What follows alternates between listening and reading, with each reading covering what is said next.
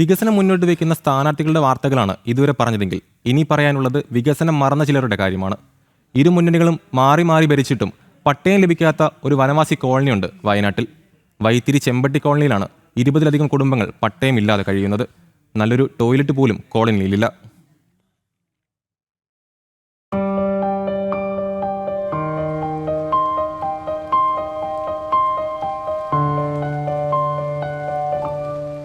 വർഷങ്ങളായി താമസിക്കുന്ന വനവാസികൾക്കാണ് നാളിതുവരെയായിട്ടും പട്ടയം ലഭിക്കാത്തത്. 20-ലധികം കുടുംബങ്ങളാണ് ഇവിടെ താമസിക്കുന്നത്. എന്നാൽ നല്ലൊരു ടോയ്ലറ്റ് പോലും കോളനിയിലില്ല.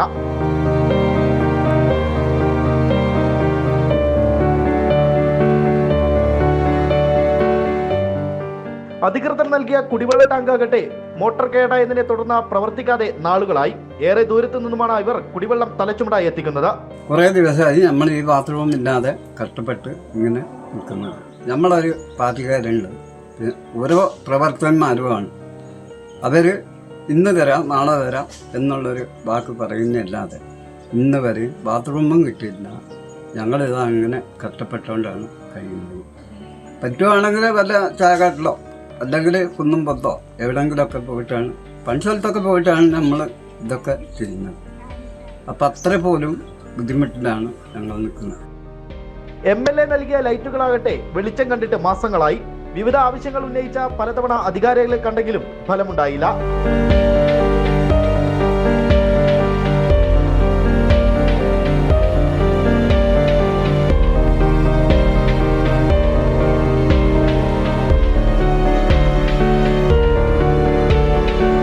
അതിദാരിദ്ര്യമുക്തമെന്ന് പറഞ്ഞ കേരളത്തിലെ ഒരു കോളനിയുടെ അവസ്ഥയാണിത്.